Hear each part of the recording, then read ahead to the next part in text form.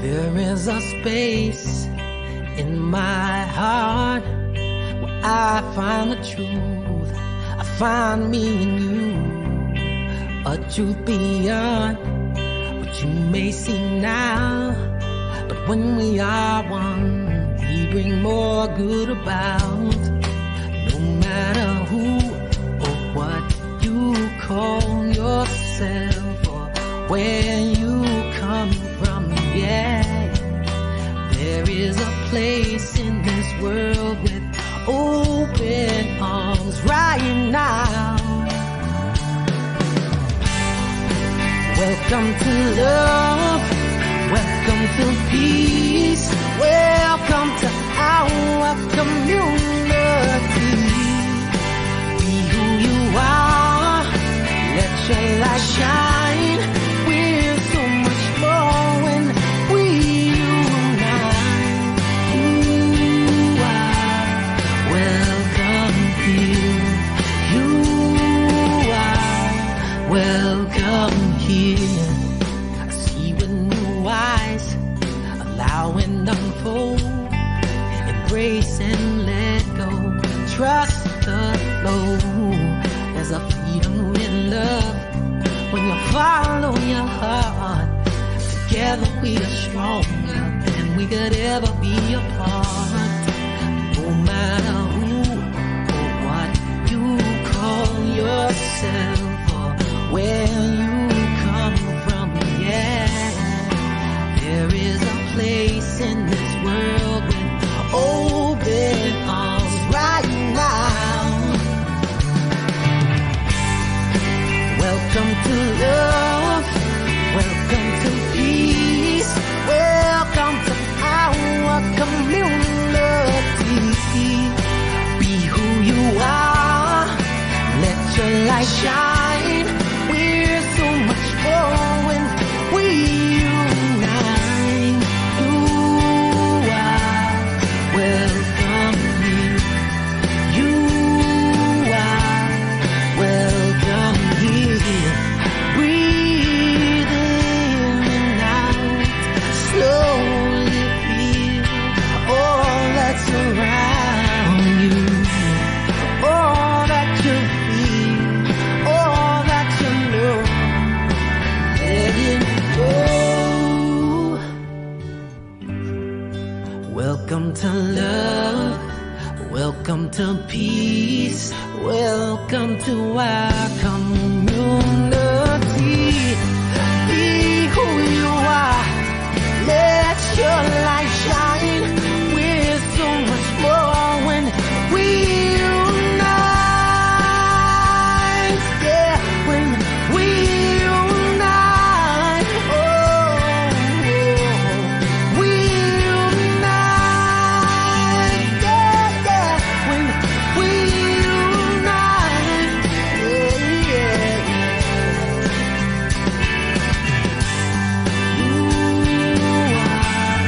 Welcome here. Love is welcome here. Peace is welcome here. You are welcome here.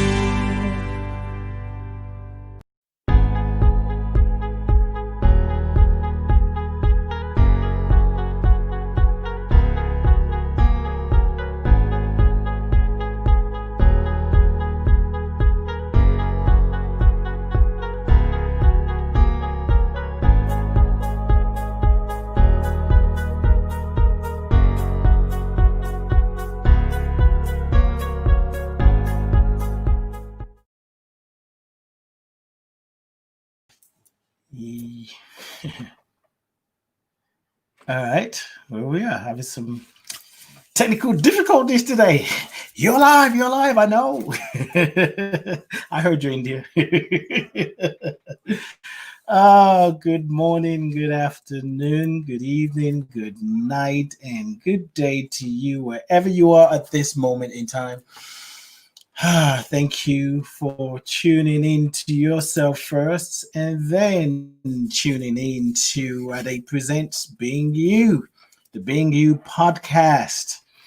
It is a good day to be alive, even if you're navigating through troubled internet connection, troubled times, troubled waters. Just keep swimming. Sometimes you just might have to just wait and take a deep breath. Maybe lay hands on the computer. It's like, come on now, ain't nobody got time for this. Thank you all for being here. It is a good day. It is truly a good day to be alive. Why is it a good day to be alive? Because I choose for it to be. And everything we do, every action we take is a choice. Even when we think we don't have a choice, it is a choice. You always have a choice. I am Ade, your transformational agent, your beingness artist. Welcome to another episode of Ade Presents Being You, Season 2, Episode 17. Tuesday, today's date is Tuesday, August 25th, 2020. A great year of transformation. People are just loving this year up, man. They're like, oh my God, this has been the best year ever. What's my sound like over there, India? Is it good? Because it looks kind of, and the video is good too. Okay. You're talking, you're not gonna hear you, right? Good video, good. Okay, great. Thank you. I can read that. Oh, kinda. All right. Well, let's see what happens. Yeah, I kind of see what's going on over here. But look, let's just keep going and see what happens. I'm gonna have to switch my machine and go to another one. Yes, today. And today's topic is navigating through troubled waters, troubled times. And there is. And I have my young people in the house. But before I bring them on, I just wanted to remind you that on Thursday, Ade presents The Heart of the Matter.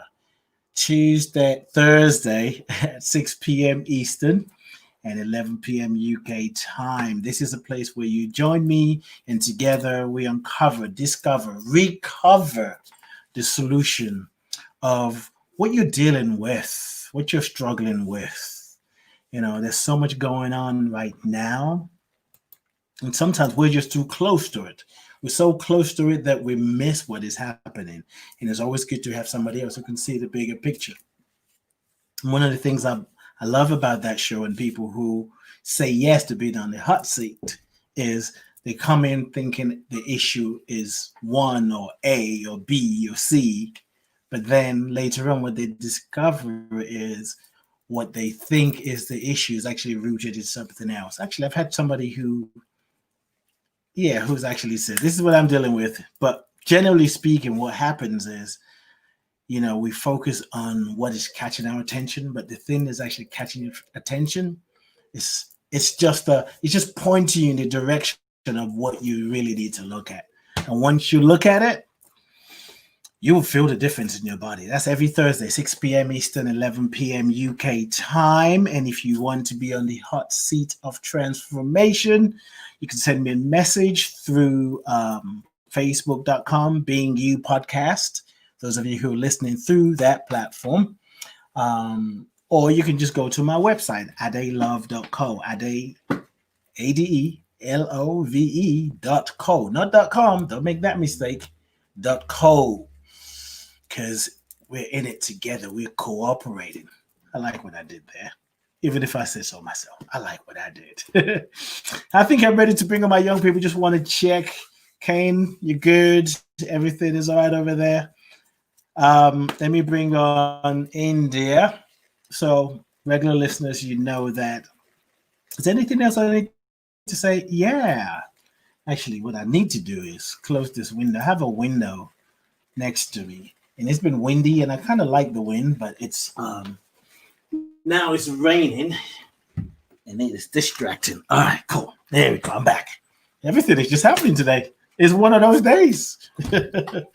It's one of those days we're navigating through troubled times, or what we perceive to be a troubled time. And those, there are many people. I have audience all over the world. There's so many things going on in the world right now. And I have a lot of friends in California. Rev D is in Cali and Santa Cruz. And those of you in America know that there is a lot going on, especially around the wildfire. People are evacuating their house. We have Connie from Australia. There are people all over the place. Connie's upside down. Connie's probably like, what time is it now? Connie's probably in the morning time. But yeah, so I just invite you to join with me and just take a moment, a second to send out healing energy to people in Cali, Rev D, and the Inner Light Ministries community, and everybody in Cali, everybody in the world. There's so much going on. I was part of a meeting yesterday and I was feeling quite heavy.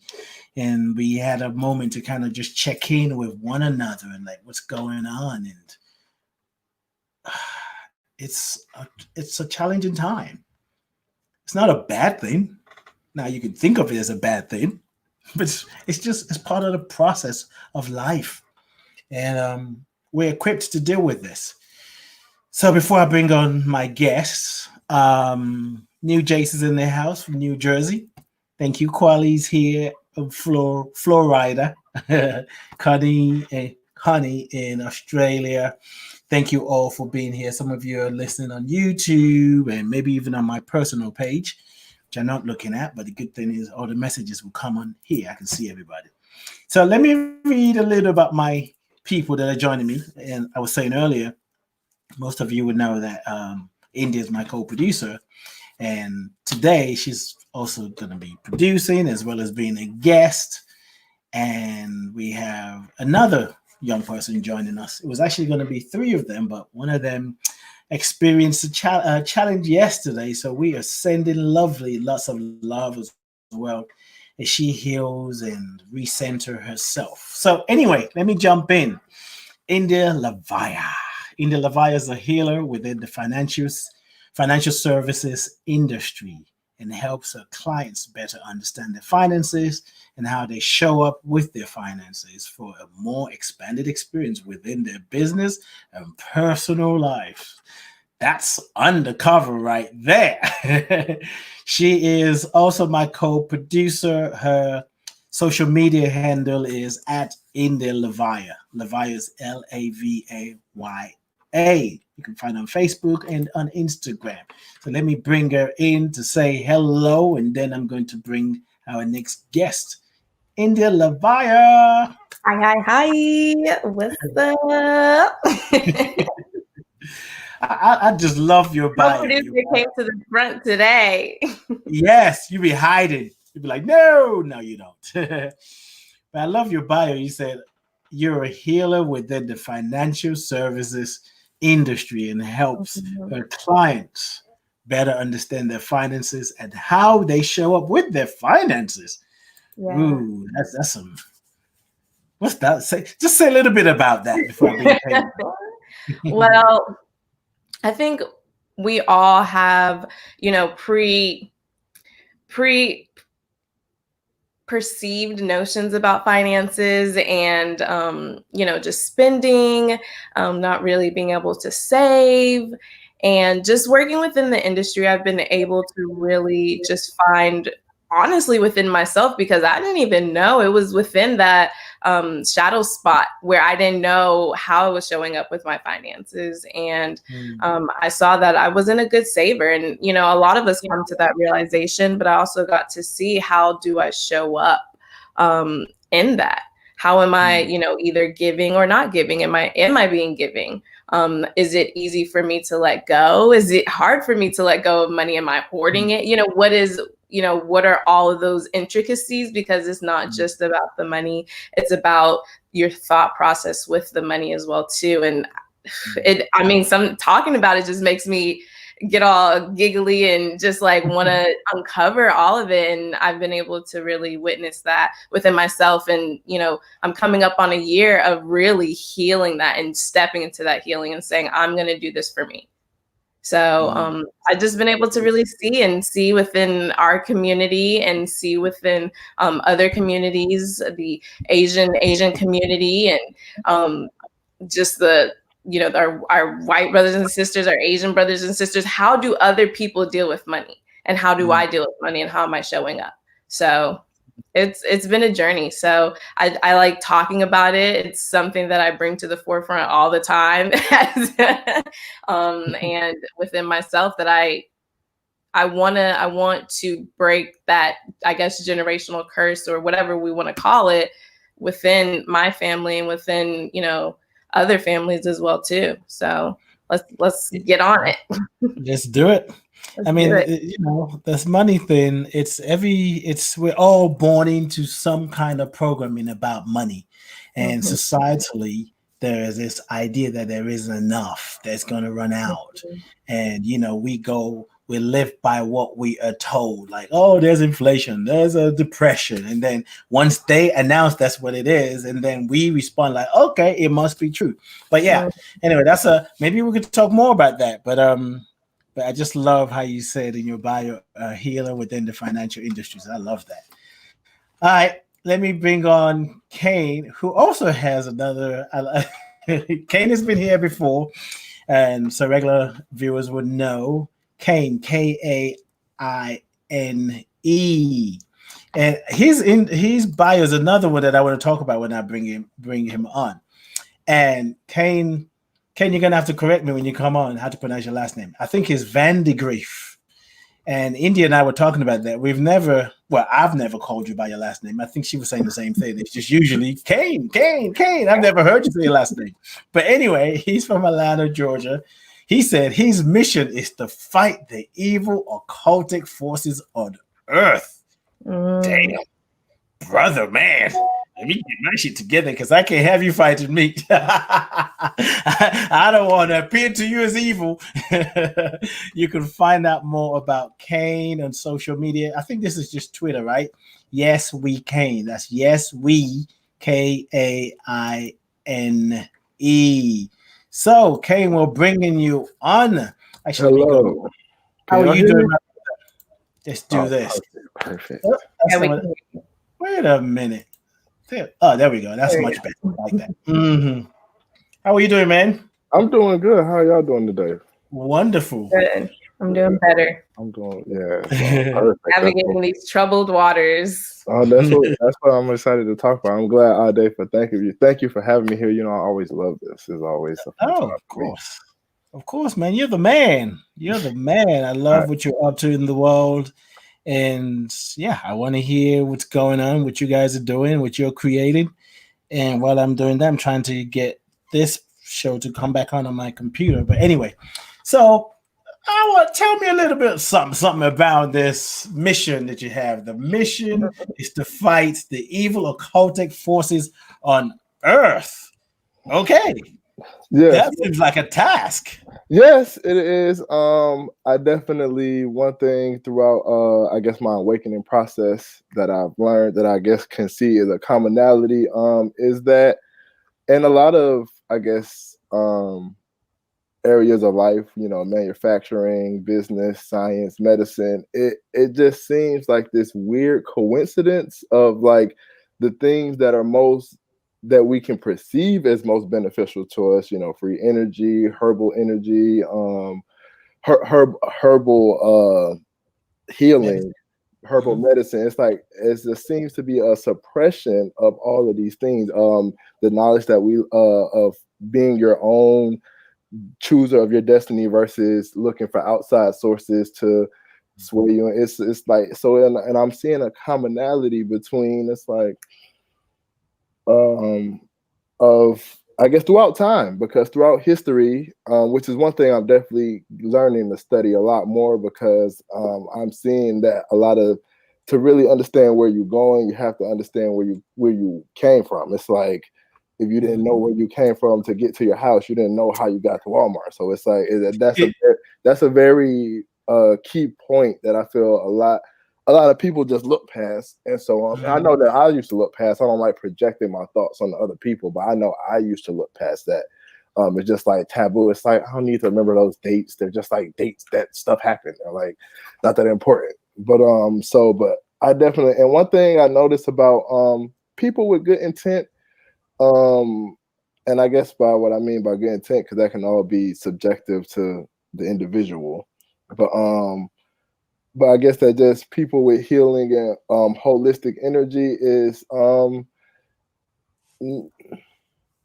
lot of times I've seen us not be as confrontational as we should be with I feel with certain forces and entities where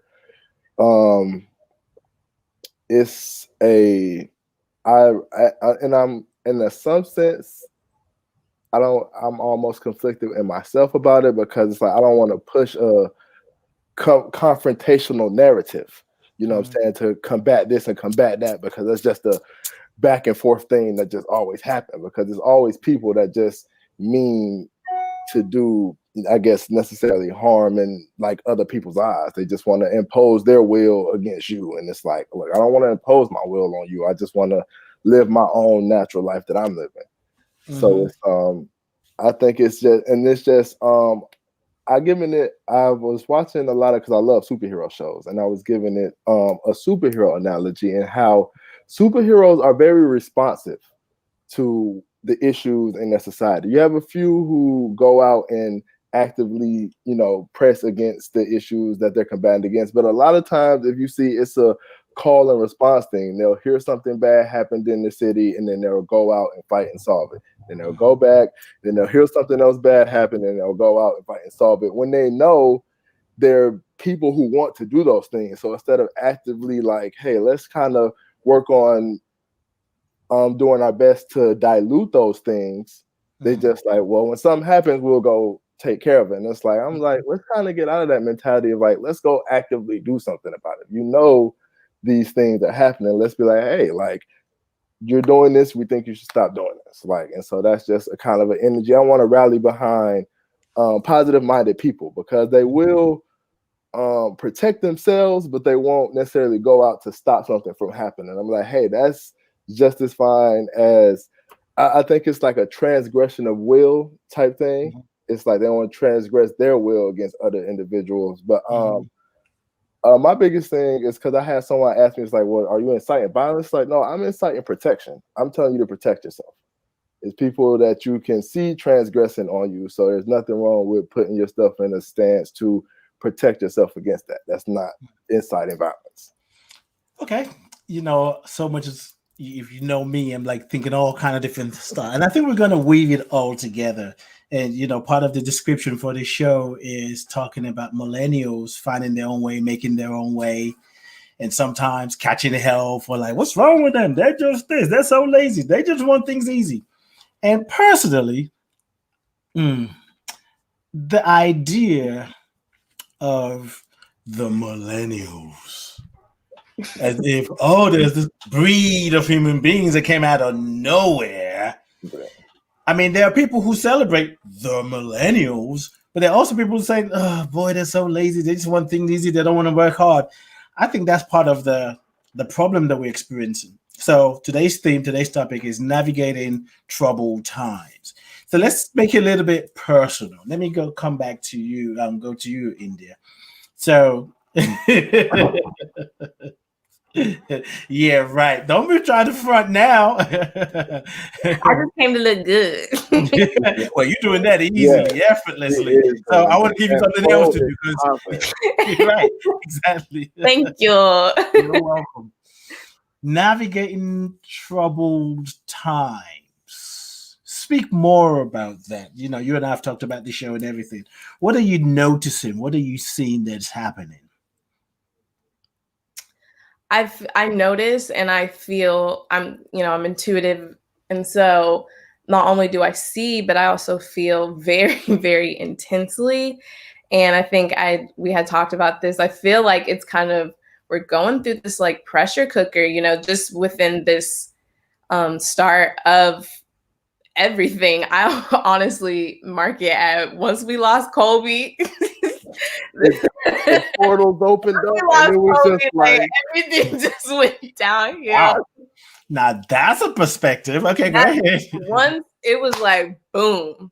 And I just feel like since that we've been in this pressure cooker, and it's like, okay, we thought we were gonna be out, and things are getting tighter.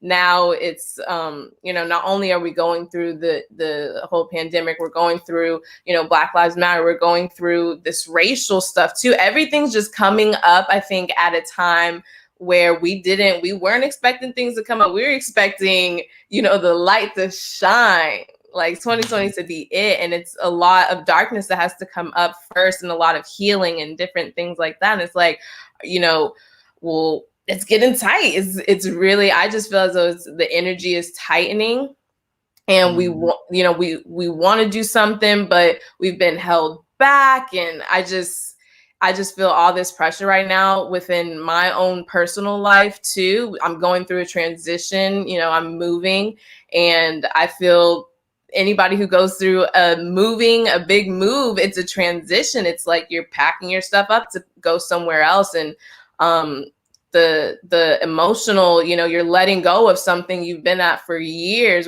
I think we've been here for maybe 7 years. You're letting go of everything that you've known to go somewhere new. And I think we're on the way to this newness, that it's feeling tight, and it's like a birthing. We're being birthed into something new, and it's getting tight. Our head, we're like, hold on, what's going on? We're all being shaken up together. And I've talked to you about it all day, and we kind of had a little powwow, and sometimes you need those people to talk to. But that's what I feel like we're navigating these troubled waters all together. It may feel like we're alone. I know I had kind of felt like I was alone, and earlier this week you came to me, you're like, you're not alone, and I'm like, I'm not alone, okay? You had to remind me, because I know we can all separate. And I think just the energies now are just very divisive, and we're thinking, oh, we can't touch, we can't love, there's a lot of that. And, we're trying to bring it closer. We're like, okay, no, we need to come in more. Right. That's it. So, Kane, what about you? Navigating troubled times. What are you seeing happening? How is it feeling in your body? What are you noticing? Indy hit a very good point about a lot of things coming to the surface, and it's just, what I'm saying is just like growing pains almost. It's like we're coming onto that age of where we're becoming more independent consciously. We want to know more, we want to do more. So with that comes like more responsibility, more things are being revealed to us, more things are being put to push us further past our, like, we thought we could only go here, but it's like, no, we're going to push you further to go past here. So it's kind of, that's really what I'm seeing through, because the way the society's been built, they very rarely last more than 200 years, 200, 250 years, 300 years. Like most modern societies tend to like trickle down, and we're hitting that 200, 250 year mark. And so this is why a lot of things with the presidency, the economy, the election are just all over the place, because it just wasn't designed to last that long. Honestly, that's just the blandest way I can say it. It wasn't designed to last 1,000 years, 500 years. So and consciously we're moving into different spaces where, again, those energies that served us before are like, we're looking for something new, and we're pushing against those boundaries of those kind of things that aren't necessarily growing with our consciousness. You know what I'm saying? So it's kind of, that's kind of where I see a lot of things with racial tension and people just even understanding each other. It's like India is saying, we're making people making more divides, which causes a lot more confusion, instead of like, we need to be coming together and just getting on one accord of like, let's do just better, because we all live here on Earth. You know what I'm saying? We all can be our own individual organism, which I think is another thing people fail to see. It's like, you can be this and I can be that, but we still all live here together, and we can all reside in peace. Like, I don't have to be you to be peaceful with you. And so that's Right. another thing as well to that I think a lot of people are going through. Like the forces I say that have kind of hindered humanity consciousness has kind of kept us in like a cradle infancy consciousness stage, very dependent.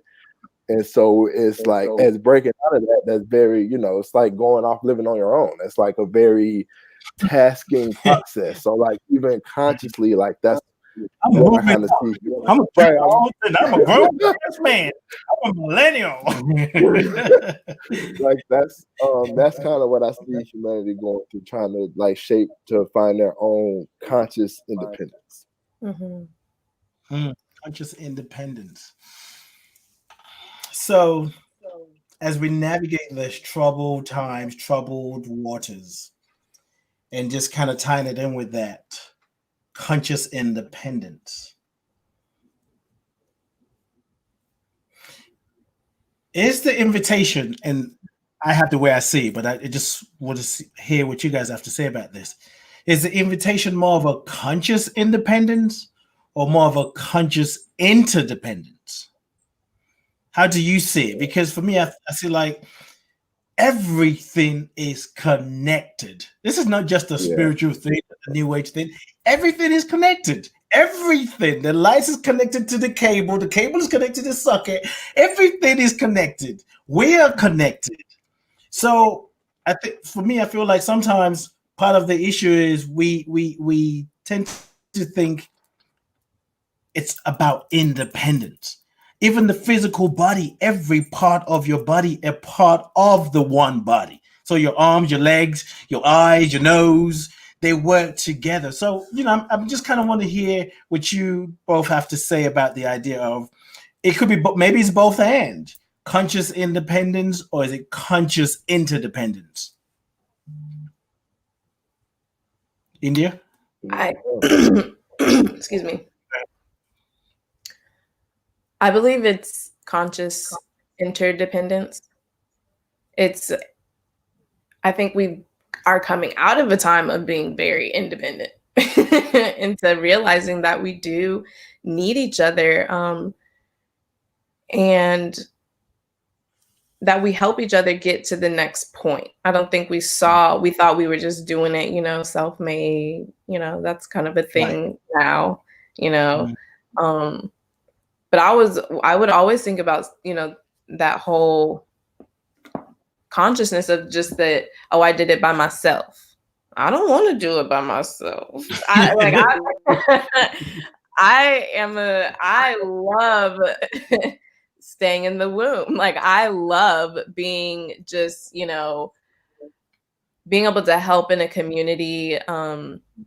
And I think, I'm coming up on this time, just as Kane said, of going out and finding myself out in the world. And I guess, I can understand that establishment out in the world, of myself for myself without my family. And yes, we do, we want to cultivate that part of ourselves.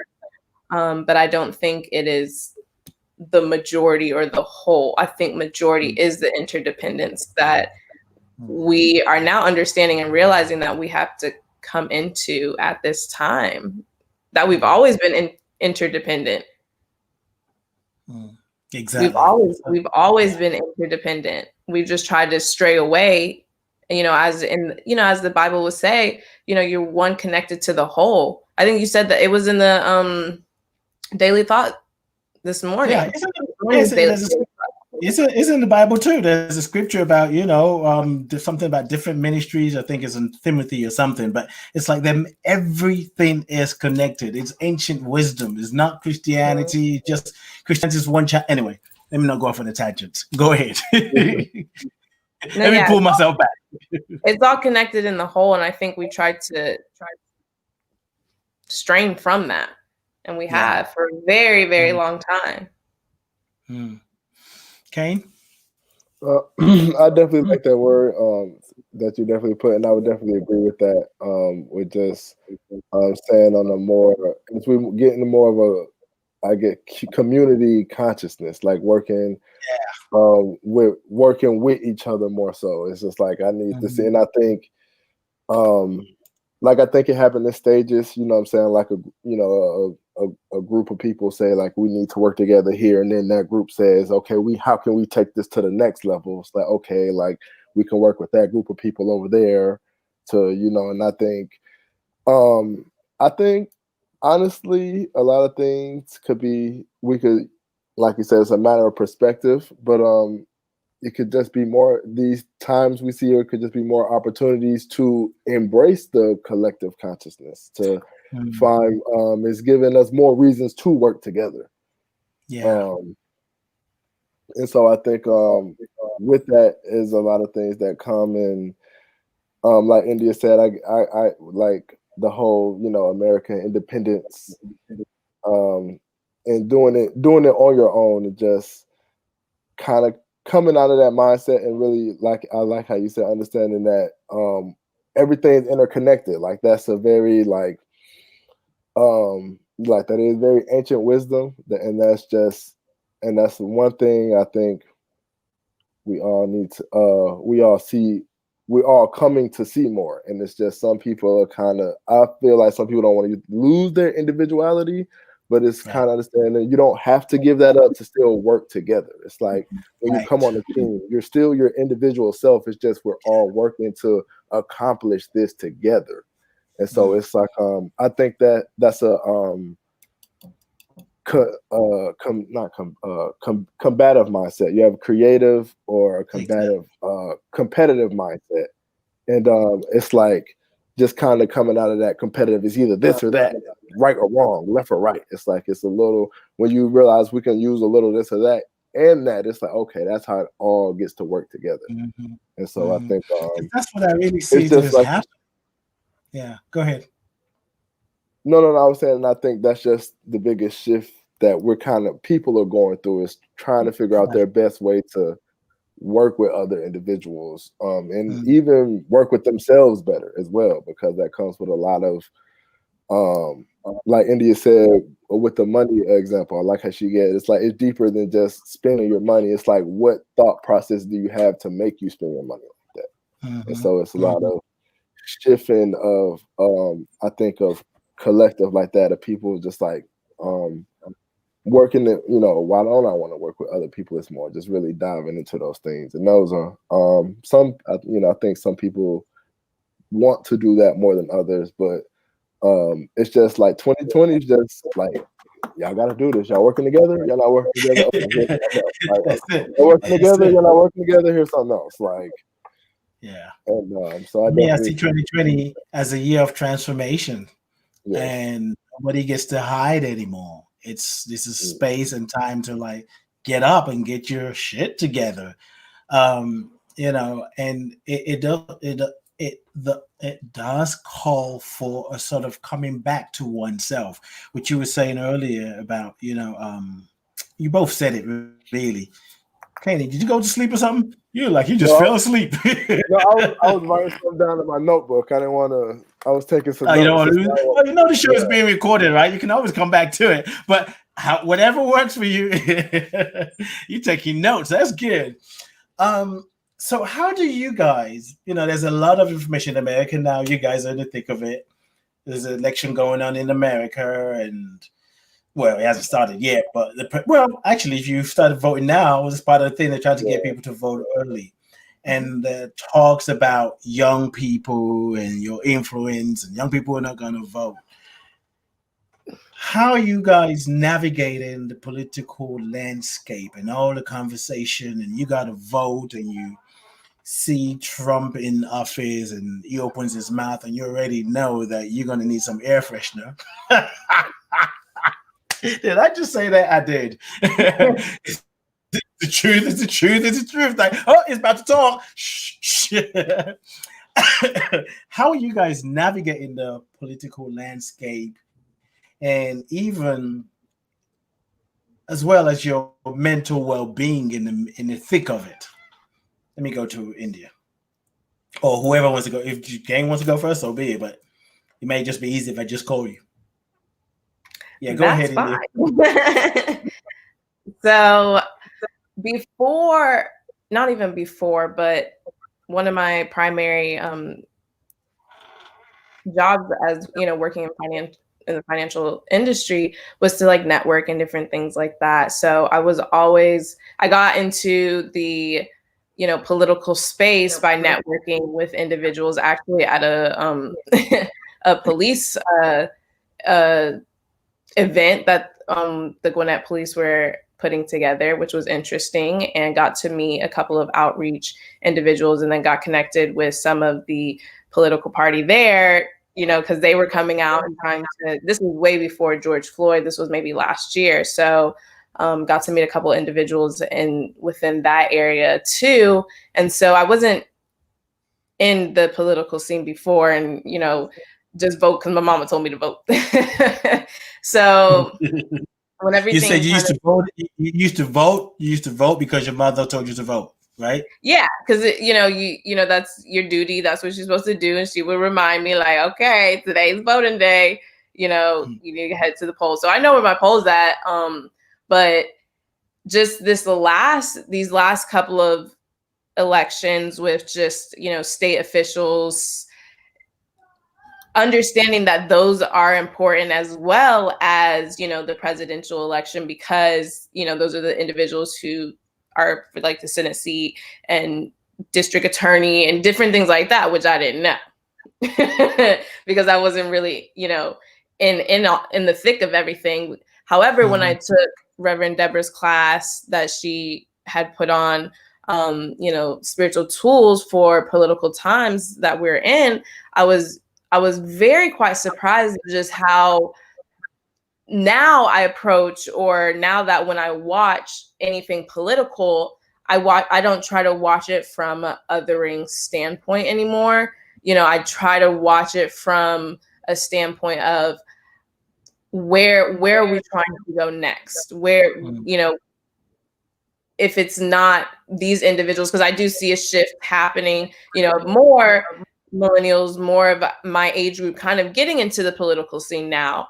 And, you know, it's shifting a little bit as well too. So it's now, you know, I'm paying attention whenever, you know, the president goes on. I just laugh. I literally I just laugh at this. I laugh because that's my healing. That's where I heal, because it's, you know, at first it was frustrating watching. I'd be mad. I'm like, you know, and giving it all that energy wasn't going to change what he was saying or anything. And now I just like, when he goes, I just bust out laughing. I'm just like, it's just funny now. I just, you know, I release. That's how I heal. And now I can look at it and say, we are wanting to change the world.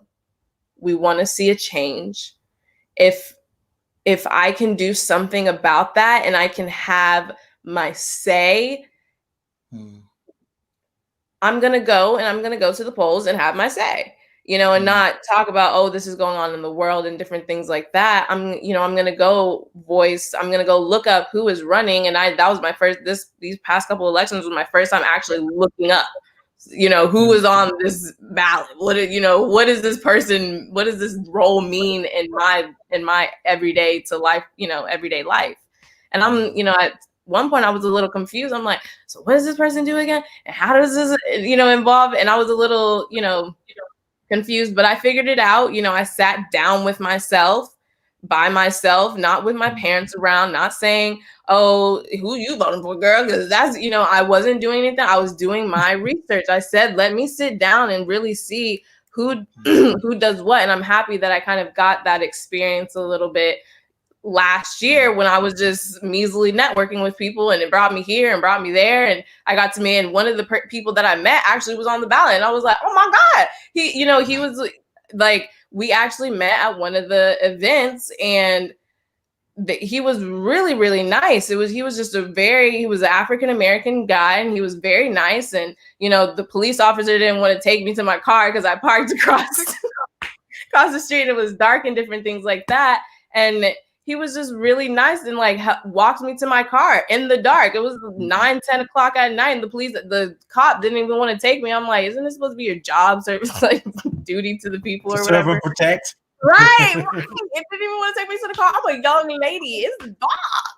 Like, I was like, thanks, my brother. So, you know, he was really nice. So I got to understand and learn a little bit more. So I'm grateful that I did, because I didn't even know he was going to be on the ballot. So, you know, I just for myself, if I can change, you know, if I have the whereabouts and the wits to change something, I'm going to do that. And I stay with my great aunt now, and she's 93. She's lived many, many years. So she's seen a lot.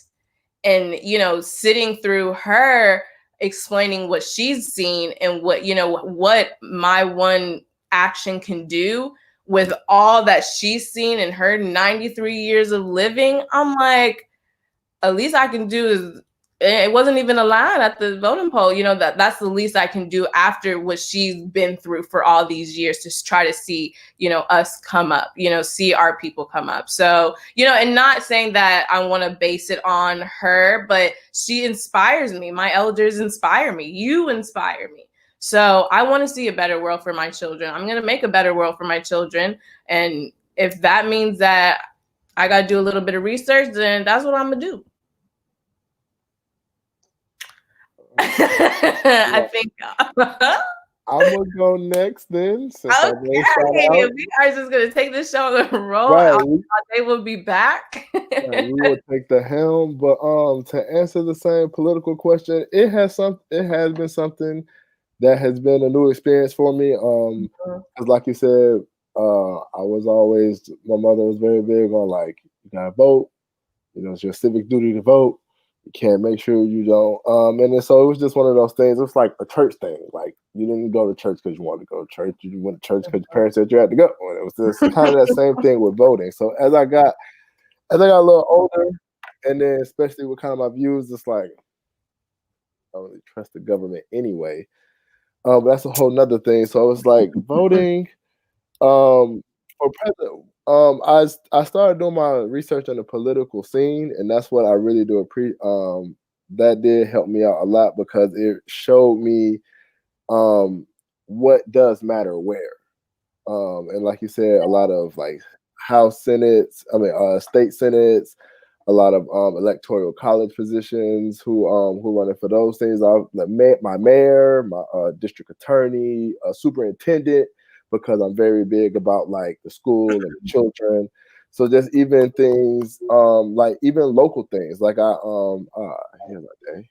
We was ready to take the show on the road. Take the whole thing. Like, look, our day's gone. We're going to take it ourselves.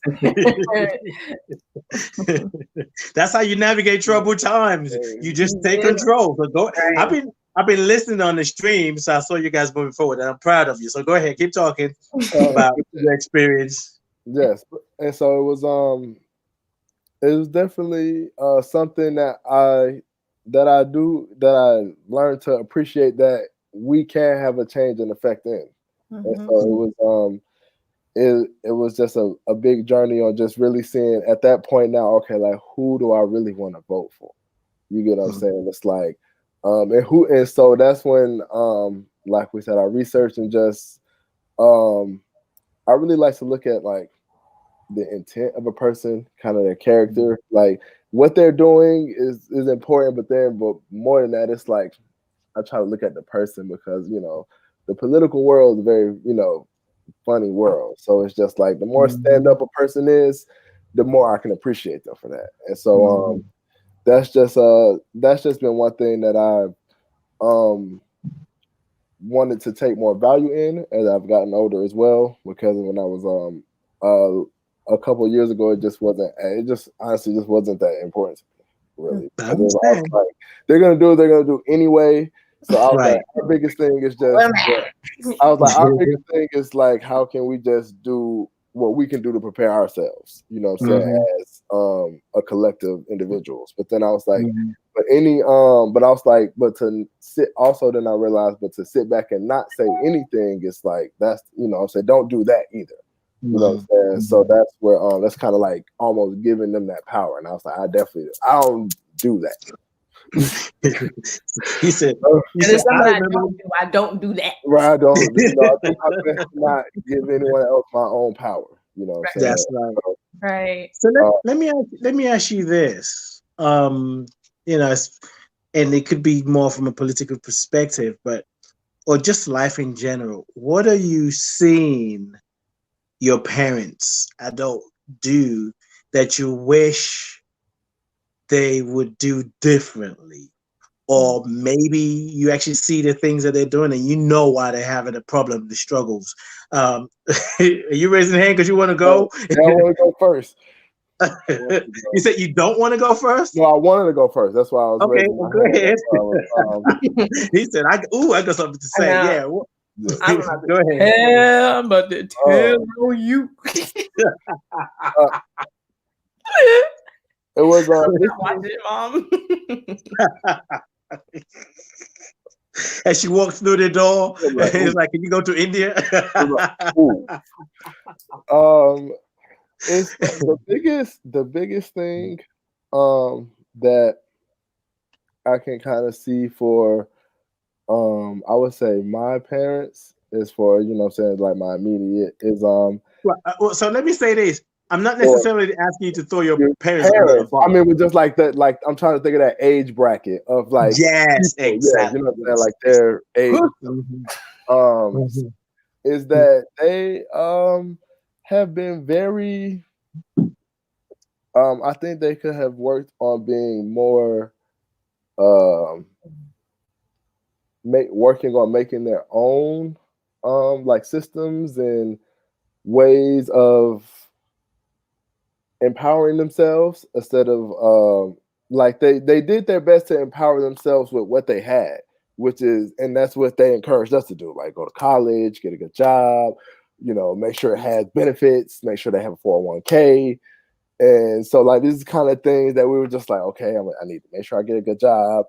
I need to, you know, and so it was like that kind of like cookie cutter rhetoric of like, look, if you do this, it's just gonna work out because that just type of thing. And it was kind of really discovering it's like, I mean, that works for they tell you the one end of it, but don't tell you the other end of it as well. Like that works, but for this many people, that works for it. The rest of people are juggling, you know what I'm saying? So it's like it does work, but it's like putting yourself in that, making sure you fit in that number versus you should find a way to make your own opportunity out of your own being.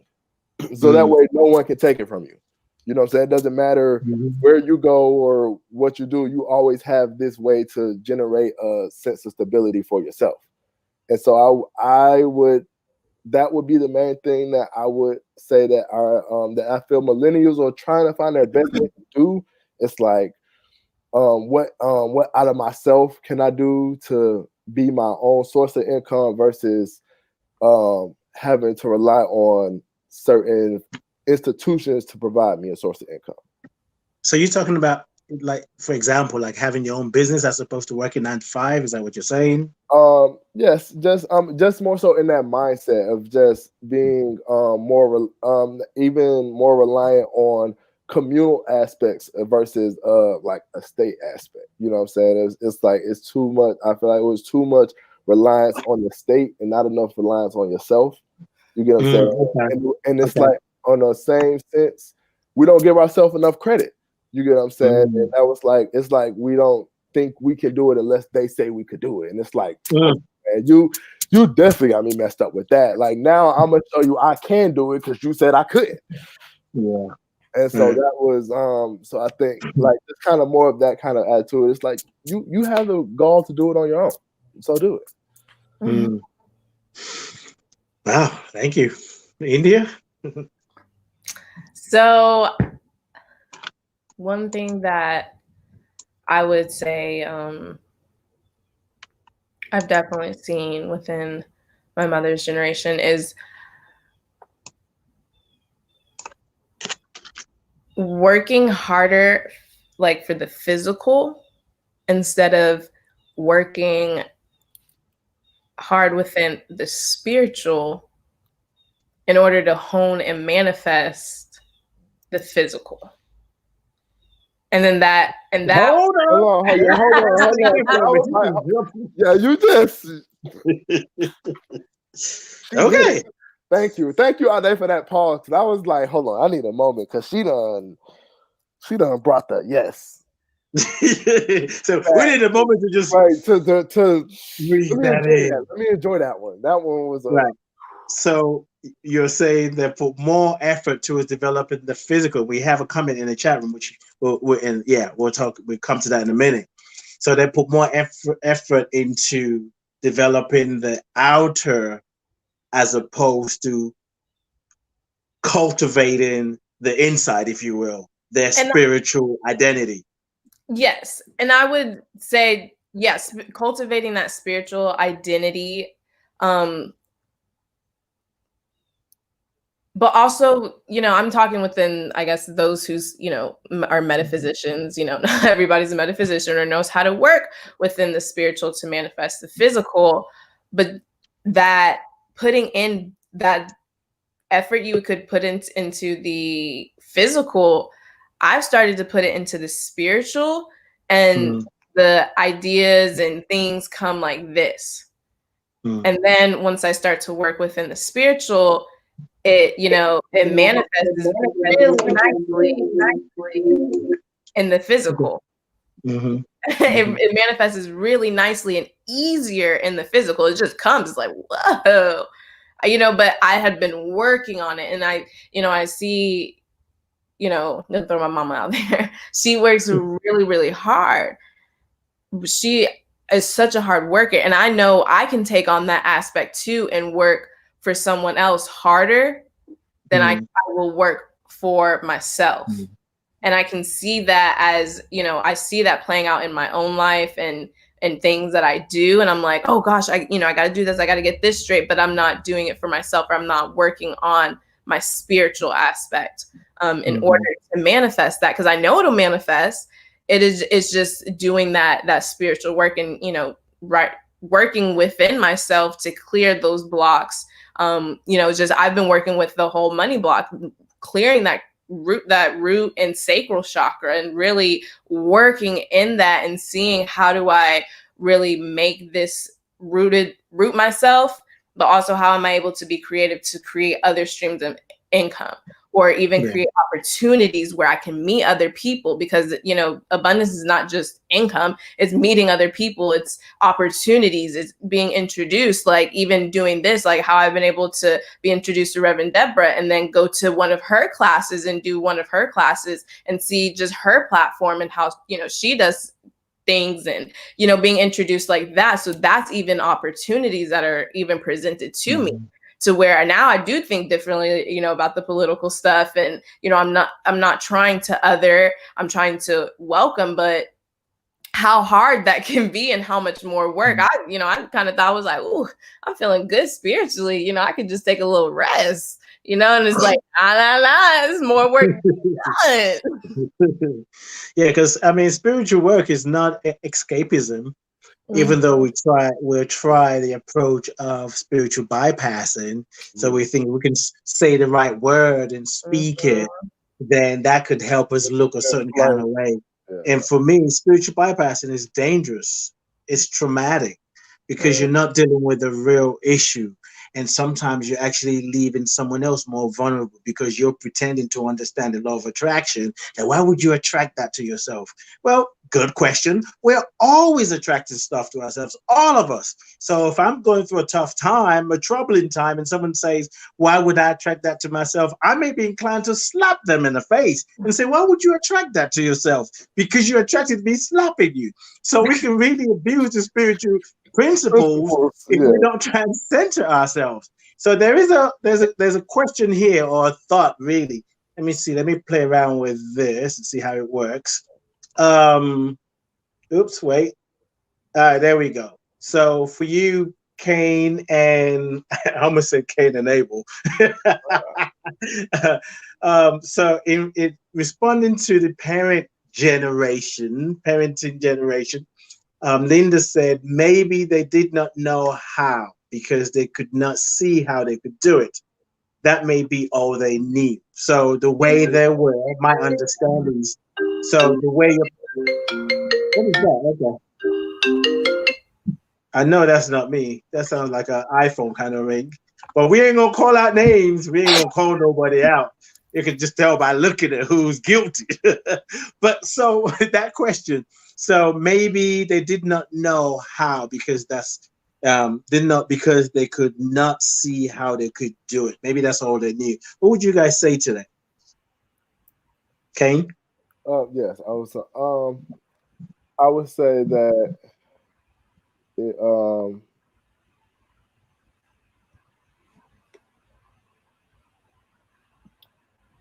I want to think to make sure I say my words right. Yeah, I would say that it was I guess I don't want to say a shot at their confidence, but more so like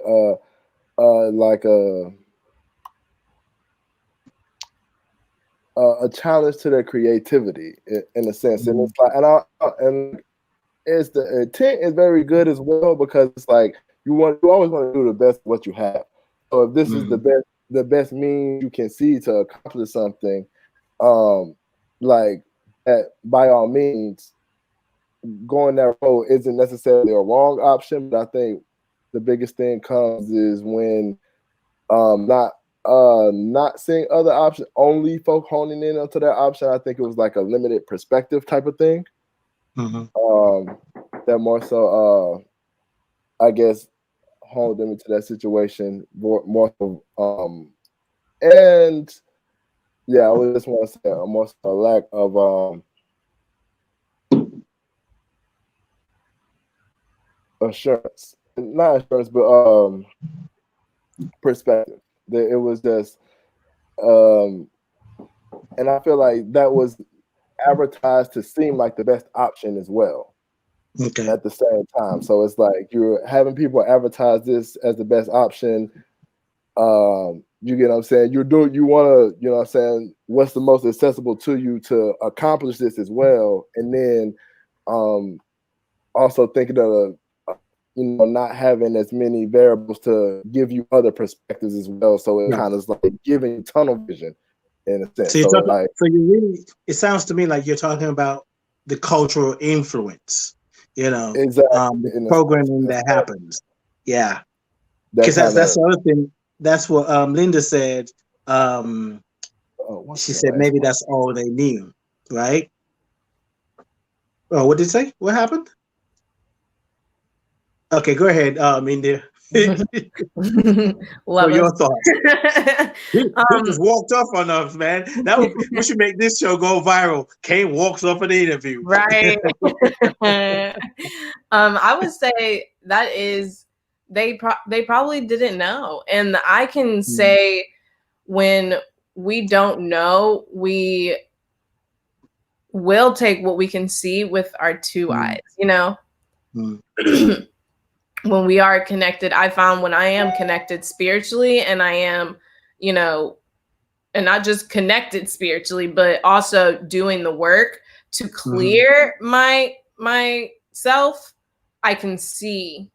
And it's not, when I don't do that work, I take what looks good on the outside, because it's the easiest thing to do. It's, you can see it, it's shareable. You don't have to make a plan B or plan C, because it's right in front of you. And you count on that. You count on what you can see, where when you do the work, you count on a little bit more on what you can't see and what you've been able to create with what you can't see, if that kind of makes sense. Because you have more faith. You can have a little bit more faith. Because you've seen it work before. If you do the work, you've seen it work before, and it'll work this time. You just have to make sure you stay on track, and do that spiritual work. I think that kind of ties into the whole spiritual work. Yeah, it does. And so many different places I want to go with this, but as you said, the spiritual work, because the spiritual work, we get to see a broader perspective, even when we find ourselves in a limited place, in a limited situation, should I say. So I want to ask you both this question, because one of the things that, I've always known that we're connected, and, nothing really is good or bad. It's just what it is. and just being with Reverend Deborah Johnson in the classes and having her on the show, I've really learned that truly, there is nothing that needs to be healed but a sense of separation. Because the minute we feel separate from someone, or we think they're separate from us, they're better than us, I'm better than them, that's the problem right there. So to kind of apply that in this case, do you both consider that the way you see the world right now is influenced by how your parents, their generation, lived? So though we can say they lived life, I love how India said it, but I'm just going to paraphrase. It's more time taking care of the outer, the physical, and they neglected the spiritual. What do you guys think about the idea? Maybe because of how they lived, is what gives you all a broader vision of looking at life, saying it doesn't have to be that way. Your thoughts, Kane?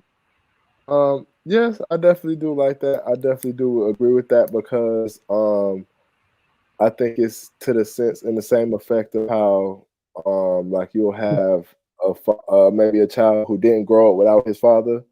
And so he would kind of experience what it's like to not have his dad, be like, man, I really don't want to give that to my kid. So it's like, you know what I'm saying? Without, not to say if he had his father, he wouldn't have went through that, but just like, yeah, I would agree how it's like that show that's just like, it's kind of when you see something that you don't want to be like, or like, and when you envision yourself down the path you don't want to go down, it's like, I didn't like that path.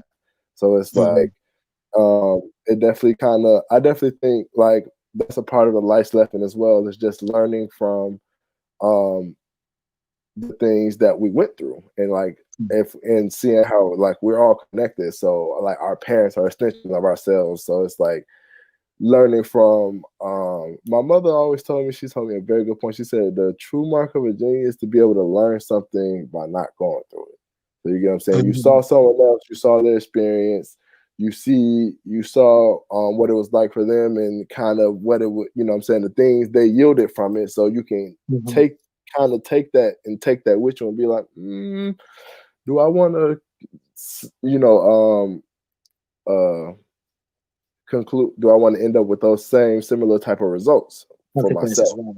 Right. And so I think that those are definitely kind of a lot of manifests of things that we're definitely seeing in our generation as well, because it's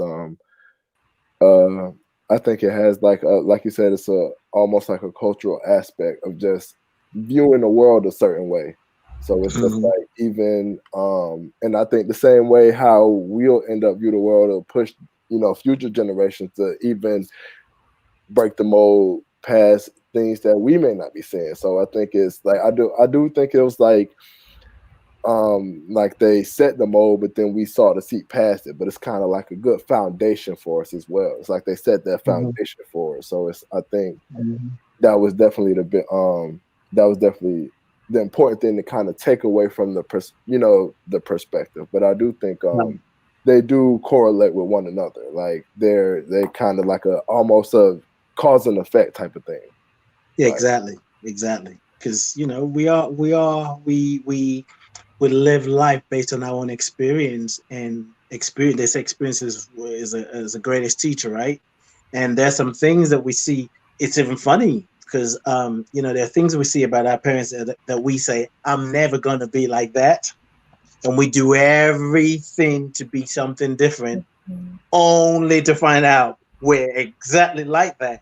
And the reason we didn't ever want to be like that is because we had a judgment about it. Right. We judged that way of being, but maturity and experience help us see, it's not as bad as I thought it was. Right. So anyway, India, I want to throw it to you. So the question, if you remember, is the idea of how you see the world now. Do you sometimes think or consider that you see the way you see the world now and how you see yourself because of how your parents lived their life, even though it's not the way you will live right now, but because of how they experienced life, how they lived life, is now you have a broader perspective. What are your thoughts on that? I think, we're all rebirthed through our parents. So I think we can we take on that genetic code, we take on those memories. You know, I'm not only working through my own codes and memories, but discovering, because I am adopted. So I not only was I birthed through the consciousness of someone else and became, you know, this, you know, oh man. Everything all right over there? They're about to mow the grass. Well, let's keep going and see. Okay. It's one of those days. We were brave enough to say navigating troubled times. So I know. we I'm gotta like, navigate mow through the it. grass. It may be loud. I mean, I'm upstairs, but it's just loud, you know. And it's our yard too, so I'm like, Lord. But yeah, no, I think we take on that energy of our parents and what our parents have lived through. And I think that's important, to take on those memories and understand and work through that for yourself. I've come to not, you know, at first within my spiritual awakening, I was very judgmental and othering and very, oh, you're not like that, like you're not doing the work, instead of really loving that person with, you know, where they're at. I was trying to either bring them over here to get some spiritual work, or, you know, trying to bring up, you know, what is going wrong or what they need to change, when that's not my job. That's not my job to do that. You know, if it's on my heart, then I may do that, but if it's not my job. And now I've come into a space of not, when I see, you know, my parents do something that I may not like, you know, I remember the times where I do the same thing, and I can only love them where they're at because I have grace for myself. And even if I do come up with that judgment, oh, here we go, you know, I don't know, what's like an old saying that parents or something, you know, they say, and like, told you so, or something like that, you know. I just like love them where they're at, because I know I've done the same thing too. And I will continue to do the same thing if I don't catch myself and change that narrative. And I think I've come to a time of more compassion for my parents, because they didn't know, like, just as Linda said, they didn't know. You know, there's things that we know that we don't even know that we don't know. Like, there's, you know, I don't even know things. So why do I need to come from a place of judgment when I can come from a place of love, and not even healing, but wholeness, and understand that you are a part of me and I am a part of you. And I'm really holding that of it. We are one part of the same. It's hard to hold that. And I didn't even know how hard it was to hold that until we're doing the work. That's right. In Reverend Deborah's class, where I was like, that's hard. I don't want all that. Like, I don't want to be, you know, at times I didn't want to be whole. I wanted to be divisive. And I can see that play out, you know, and what I do at times in my own house. There's times where I do want to be divisive, where I do walk past the dishes and I'm like, I'll just let my mom do that later, because I mean, she gonna come down and look at them anyway and be like, you need to wash the dishes, so she might as well, you know, she may just do them. And like, that's me being divisive, when I know it's Monday. I do the dishes every Monday, and every Monday is my turn to do the dishes, instead of, you know, my mom coming down, like, let me pick something up. Let me become whole again as well, and hold that vibration. And, you know, I do that too. I try to help people. My mom's an over helper. She helps a lot. She, you know, there's times where I needed to be doing it on my own. She helped me. So I can see where I overhelp and overstep my bounds to rescue someone. And I'm coming out of that mentality of rescuing and into more of a, you know, you'll learn, you know, you'll learn when it's time for you to learn. I don't have to rescue and save, because I'm trying to save my own self. Just trying to make it through these troubled waters. I used to be a lifeguard. They say, save yourself. You know, you can't save anybody else. And they would ingrain that in us of, if you cannot save that person, do not try, because you have to save yourself first. And if you can't save yourself, how are you going to help the other person? And like, I've lost that a little bit, and I've gone back into that, you know, savior and trying to save and different things like that. But I see where that plays out in my mom's life, and that can play out in my life as well too, and where I don't need to allow it to play out. But I think it's important to understand that we're always going to be a part of our parents. We can't emancipate. I love what you said. That's a very good point. You know, I love how you guys just dropping wisdom just like that. You started off saying we're reborn through our parents. I was like, damn. But here's another thought, and including in that, what if you are your parents' wildest dream manifesting? What if you're the highest vision of your parents? How would that change how you go through life if you start looking at yourself? I am the manifestation of my parents' highest vision of themselves, their wildest dreams. How would that change how you see yourself or the world? That would give me a lot more inspiration. Just definitely knowing my mother and just knowing. Just just even for an individual, that's just a very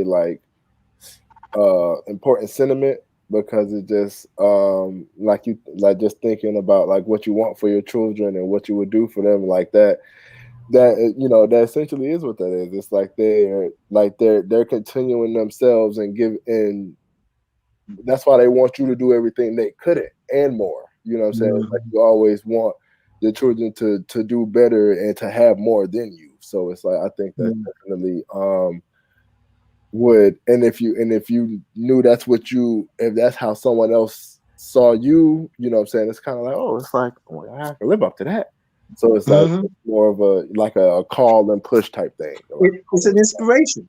It gives you a really solid foundation, and you really do have a choice to accept that, to say, you know what, I am the manifestation of the highest vision of my parents.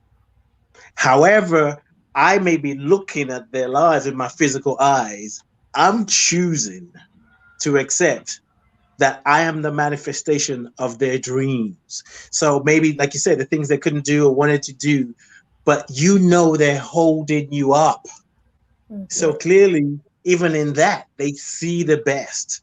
And I think if we are, and I'm not just talking about millennials, I say like that because I have such a judgment about this idea as if you guys came out of nowhere, but we're extension of one another. We're connected. Everything is connected. So it's not the millennials or the baby boomer doing this. We get so caught up in separatism and othering people that we miss the importance of interdependence. So anyway, let me go to you, India. She said, "What's the question?" Okay. We be spending too much time together because you be reading my faces like I really don't know what was the question. I listen for a living. I listen for a living. Everything I'm doing is about listening. It's about listening with it. So the idea is, how would it change your life, or how would it change how you see the world or yourself if you were to fully embrace the idea? And I'm not saying you should, but just kind of like think about it. Like you're the highest expression, highest vision. You're the manifestation of your parents' highest vision or dreams. It just makes me smile. Like I just see white light. I just see me covered in white light of wow. When my mom thought, it started with a thought of, I want a baby girl. That was the thought. And to see that just even experience and feel the hard work, the dedication, the time in, the time out, the cries, the burps, the changing of the diapers, and seeing just everything that she has helped me with, and Miss Deborah and my other mothers, and seeing all of them together, that is just like a village of white light. I mean, it's inspiring, and it makes me want to work harder. But then it also makes me want to like go to sleep and be like, well, it's just like suck that in. Like, let me just live in that white light for a little bit while longer. And you can, because think about it, when you talk about the white light, and for me, I kind of hear that you saying sitting in a vibration that just feels good, feels warm and cozy. And sometimes we don't give ourselves enough time to sit in that warm and cozy, like Because when we slow down, we can really catch up with our blessings, you know. And in being in that space, to just let that marinate, to just soak in it, like, wow, I never thought of it that way. You don't know what would be inspired from that, you know. And I think sometimes we just do too much othering, even within families, that we miss the common thread, we miss the message.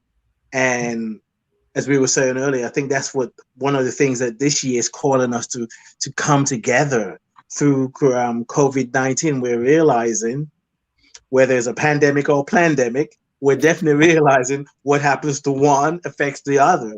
And so much so that they're saying, keep your distance, which is kind of counterintuitive, but okay, whole different conversation, you know. And anytime I get a chance to say this, I'm going to say it.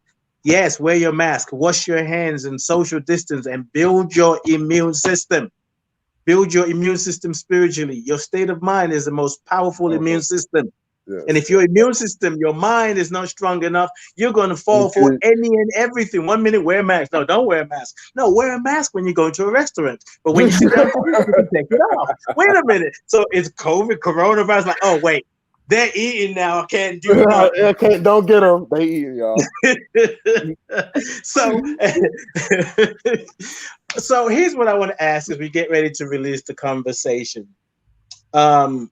What do you share with your friends who maybe see life differently? Not necessarily from a spiritual perspective as you both do. I mean, I attended Hillside International Truth Center, the spiritual center, with both of you. So I've known you guys. You were born into truth. You were born into this way of thinking. I definitely know India was. I don't know. Was your mom, Kane? Were you born? Were you born when your mother was here? I don't know. I know what I'm trying to say, but I just can't find what to say. Were you born in Hillside? Let me just say that. Yeah.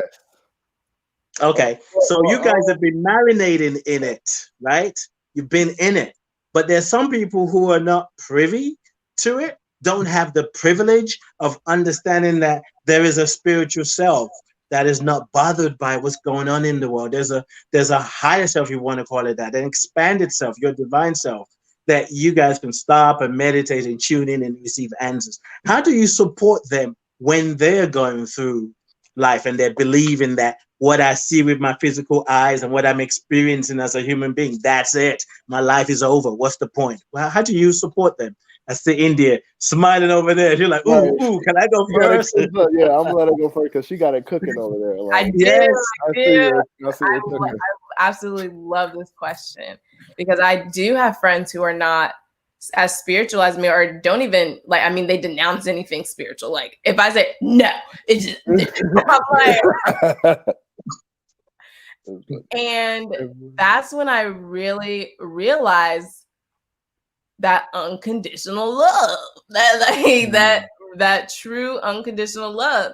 Because even though, you know, they'll denounce, you know, anything with organized religion, anything spiritual, I love, like one of my best friends. I love him so much, but he loves science. And I love that we love science too, because I come from an energy perspective. I'm like the energy, and that he'll start listening. And now he's, you know, he's opened up a little more, and I love it because now he's like, well, my God's a woman. I'm like, okay, then make your God a woman, honey. Like you can do that. And you know, before he was like, no, and now he's like opening up. He's like, you know, I feel like God's a woman. You know, I feel like the earth is a woman. I'm like, that's the feminine vibration. You're tuning into that. But before, when, you know, not as much, I was just loving. I was just like, it's okay. Like, I don't judge you. I will keep you, and I will tell them I keep you in my prayers in the highest vibration. And they love that because when they're going through something, they know that I'm not going to come with judgment. They already know because I accept them for who they are in that moment, and whoever they are, whatever they're going through, because they don't know what they don't know. And it's okay, but I'm not here to point fingers. No. You know, I've been around very fundamentalist Christians. I went to school in the South Georgia, South Georgia. So if you understand Christianity in South Georgia, oh, that is the staple. And being there and, you know, still tuning in and plugging into my community, but being judged for certain things I believed in, but still loving through that and still going to their dinners and still sitting with them and communing, that taught me the, you know, how to hold that, you know, vibration of oneness and hold that vibration of love. Because if you can commune with someone who, you know, doesn't like what you do, may give you an attitude, and still sit there and be like, but I still, you know, I still love you. I still see you. I still see where we're one. And, you know, making that, transcending that situation, that is the spiritual work, transcending that situation. Because you understand that earthly situation is not even the situation. It's not even the whole situation. The situation is love, and that we want each other to do better and be better.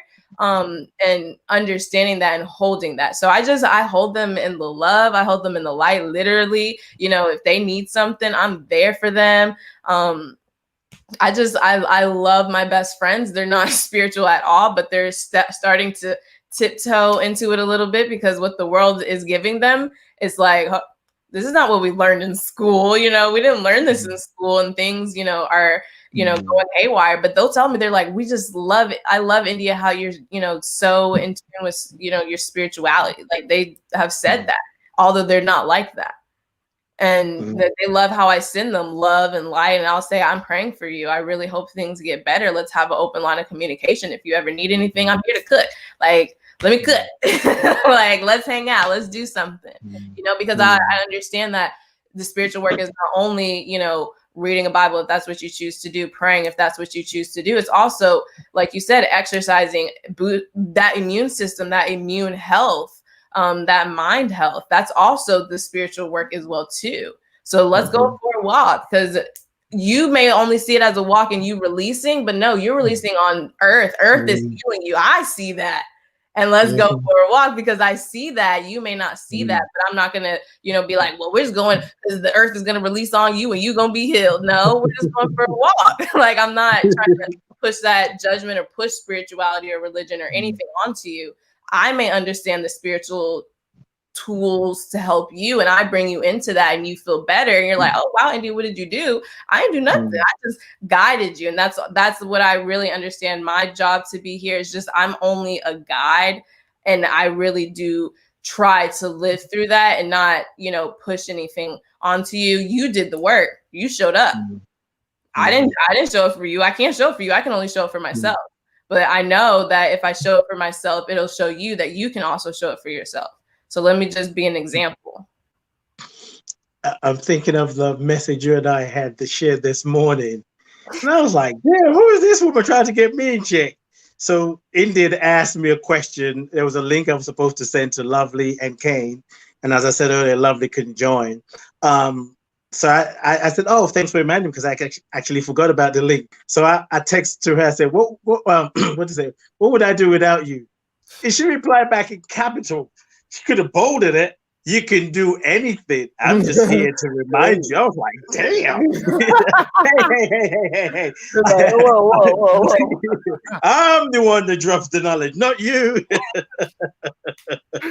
I'm not here to hold it. That's you. You can do anything.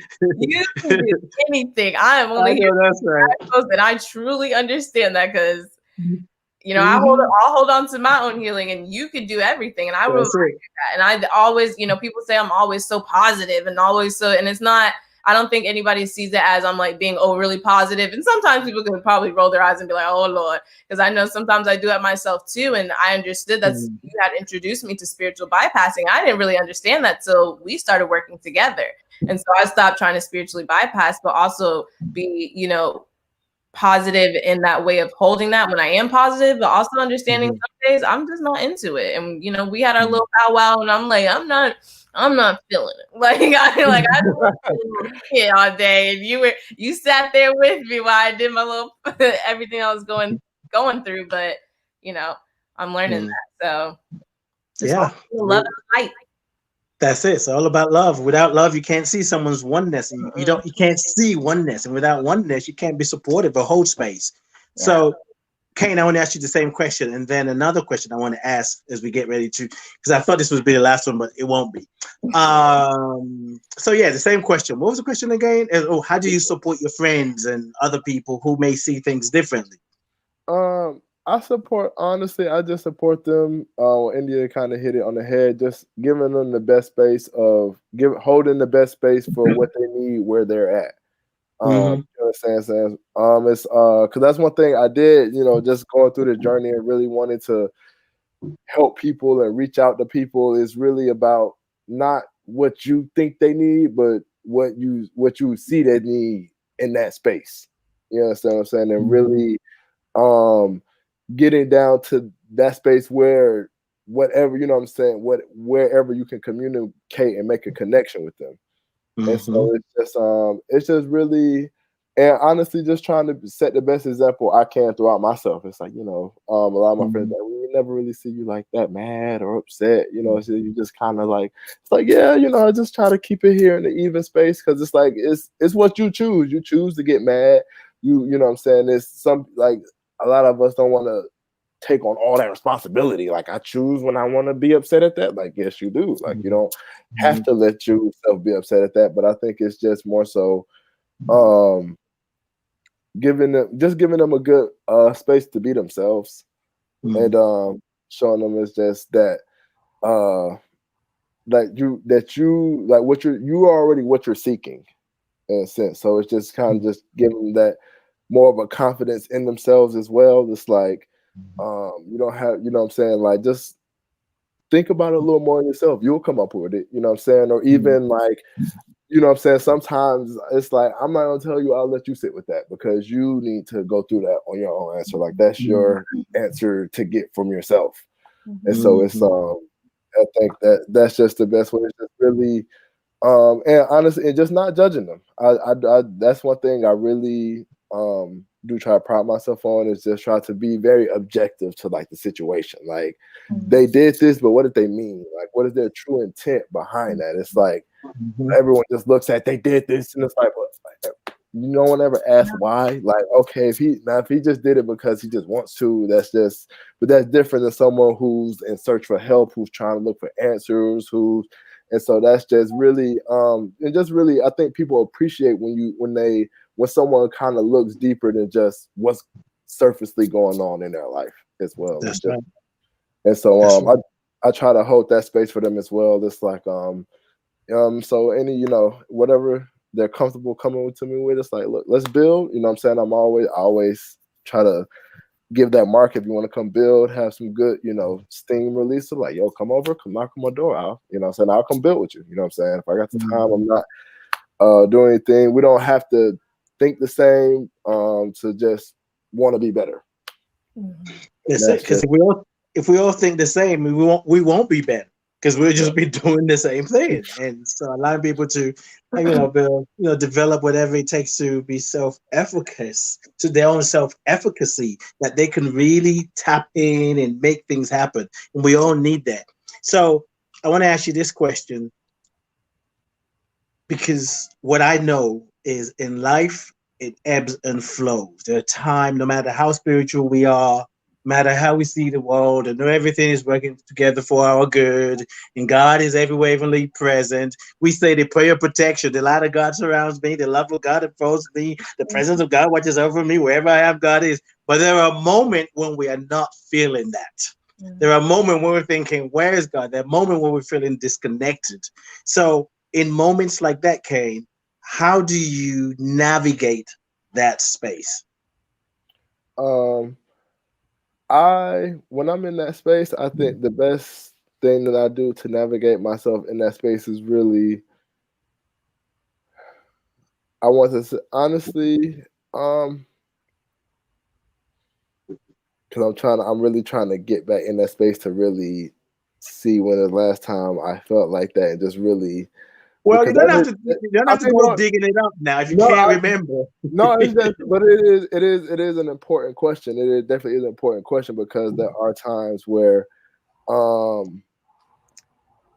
we like India saying, it's just like we know all of these things, but it's just for whatever reason, so many, worldly issues, spiritual issues, just whatever. It's just having us like, hold on, it's supposed to be like this. I know it's supposed to be some troubles, but it's not supposed to be like this. Like this is something else. Like, and I think that's just the biggest way to navigate that is to understand that it's okay to be overwhelmed. It's okay to feel like that.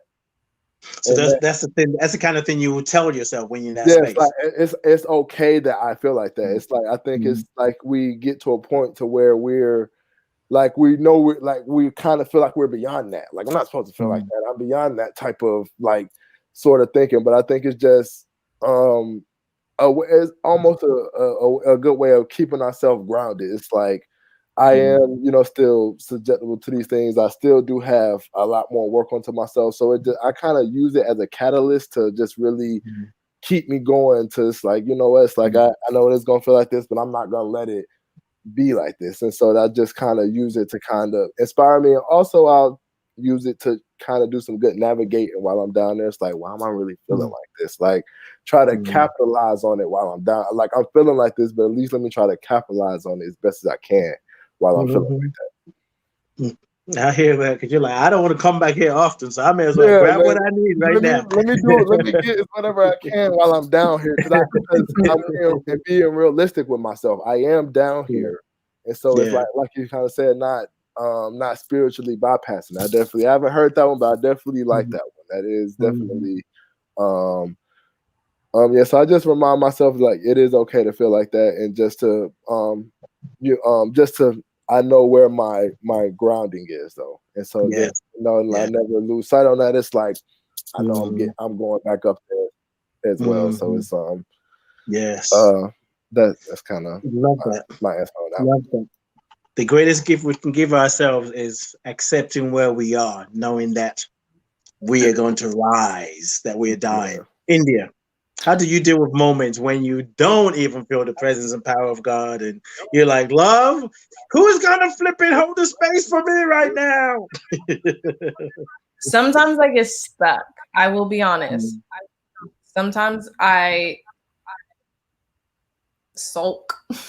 I'm a sulker. I'll admit it. I know it's not the prettiest answer, but I am. I will get stuck there. I can, but to get myself out, I was about to say, oh, I read a book. No, that sulks me even more. Like, it's easy for me to sulk in a book and get lost in a book. It's hard for me to put it down, but I've realized I have to move my body. I have to move the emotions out. I have to. And I've started, really working out before the quarantine. Back in February, I, was like, let me, start to move. Let me start to work out a little bit more. And I've been doing it straight since February. And it helped me a lot with moving emotions out. Yoga. I'm really getting into sound healing. So I've, really been playing my sound bowls. I can just hit my sound bowl and just spin it around a couple times and sit there, and I feel, I feel better. I feel lifted out of that space. I've set up just my own routine and my own ritual of getting me out of that space when I'm in that space now. So it doesn't, I don't sulk anymore, because I can, and I've seen what happens when I sulk and I just don't get up. But I would say movement has really helped me thus far through this time, navigating these tough waters, just shaking off that energy and moving it through my body. And my body tells me when there's a lot of energy building up. Like yesterday, like my groin area was cramping. I'm just like, okay, we need to do some work down there in the sacral. And I had to do some yoga. I had to stop and just stop, do some yoga, reset, and see where I feel. And, it helps navigate me also too, because after I did that, I wasn't planning to do anything else, but I was called to write. So then I'm open. I'm an open channel for my own, well-being. So I was called to write. So I just started writing. So, whereas writing is one of my healing mechanisms as well too, and just getting it out on paper. But I've set up kind of my own little ritual of things I can kind of do to get myself out of that place. And I just start with one. And if I have to do another one, then I do another one. If I feel better after just doing that one activity, then I do that one activity. But I think building my own ritual around getting myself out of that works for me has really helped me. Yes, we got, I don't want to say we got a plan for those days, but what I will say is what I'm listening to both of you is you're investing in your own spiritual growth, your own personal development. So much so that when you are in the dark places, you have access to the tools you need to see some kind of light. Right. It's like, and even the awareness, because sometimes, I call this spiritual bypassing, but there's also what I call spiritual.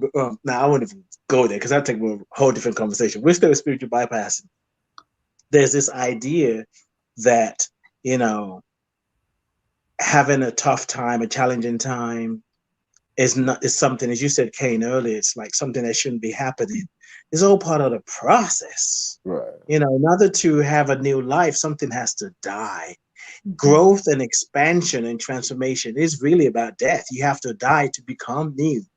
And we got to learn to embrace the moments when we're sulking, the moment when we're down in the dungeons, the moment when we're grieving, or else we're going to substitute that with something else. So you guys have shared so much. I appreciate you.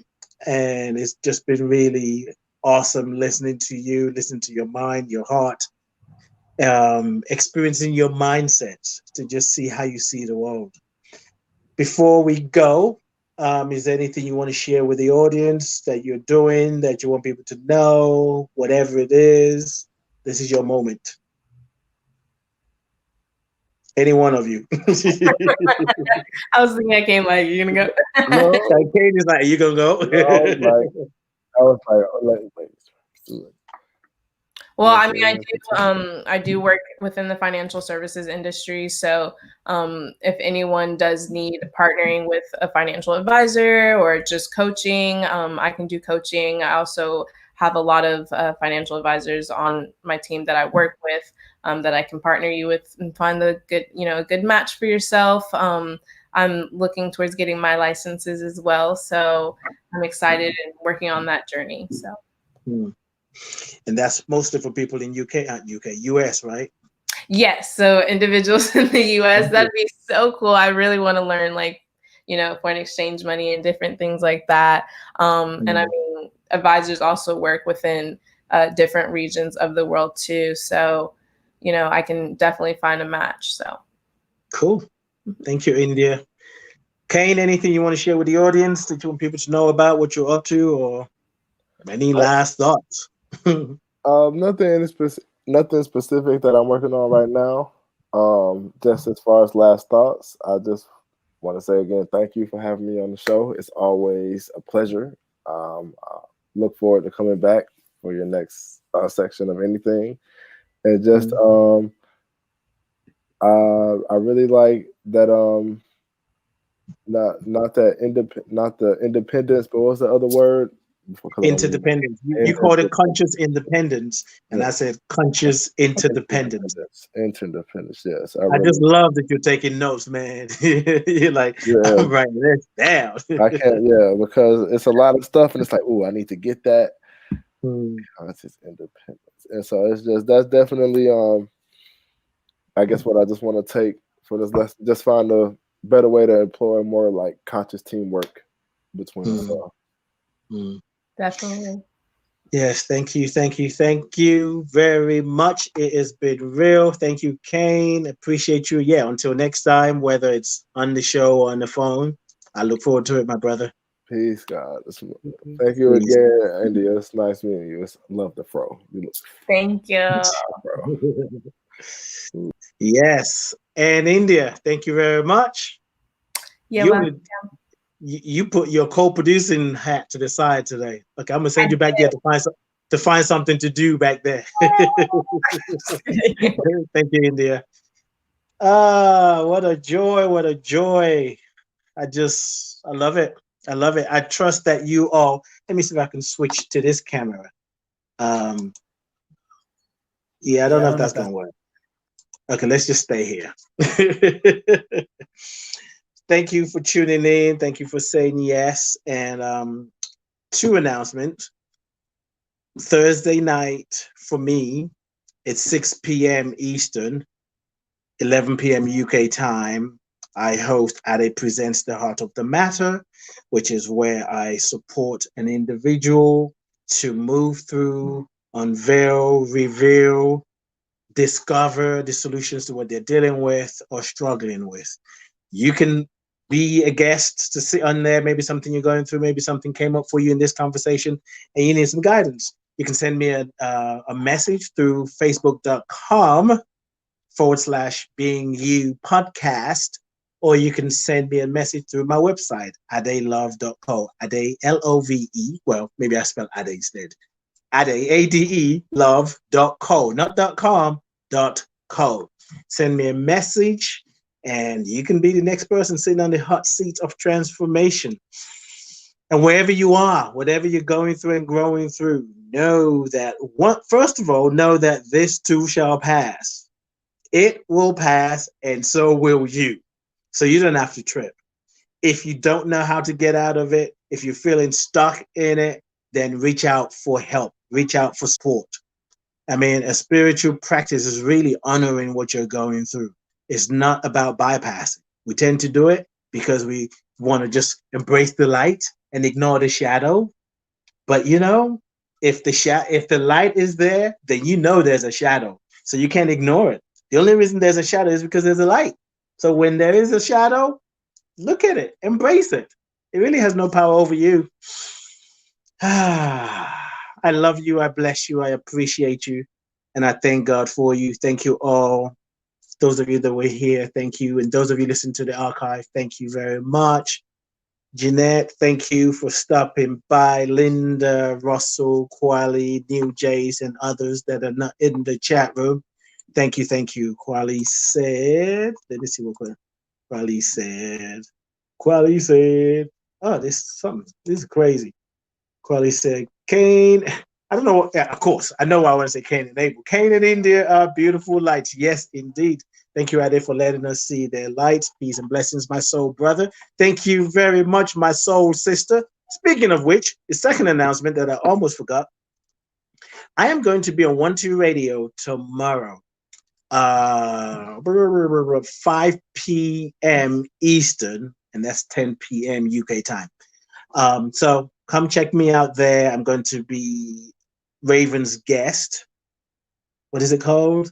Down the rabbit hole. So yes, we are going down the rabbit hole of transformation. That's what my work is about. Thank you, everyone.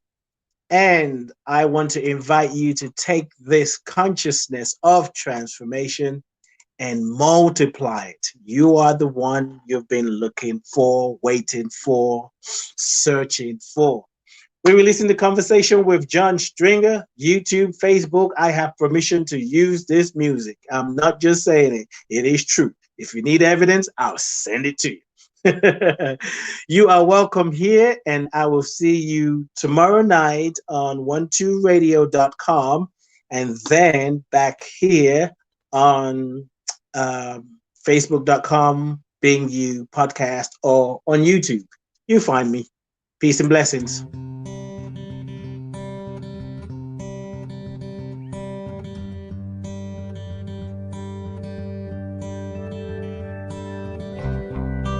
There is a space in my heart where I find the truth.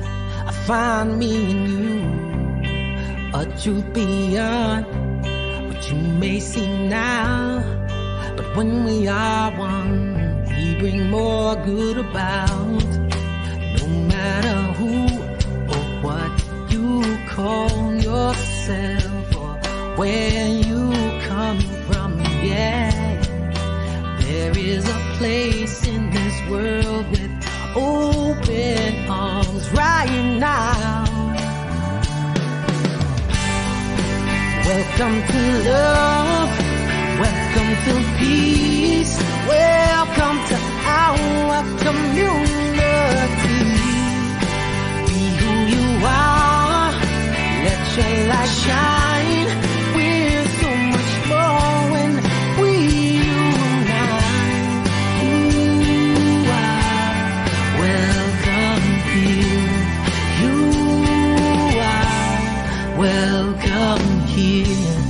I see with new eyes, allowing unfold, embrace and let go, trust the flow.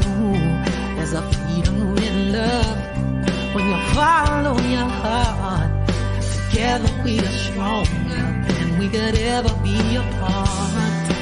No matter who or what you call yourself or where you come from, yeah, there is a place in this world with open arms right now. Welcome to love, welcome to peace, welcome to our community. Be who you are, let your light shine. We're so much more when we unite. You are welcome here. You are welcome here. Breathe in and out, slowly feel all that's around you, all that you feel, all that you know. Let it go. Welcome to love, welcome to peace, welcome to our community. Be who you are, let your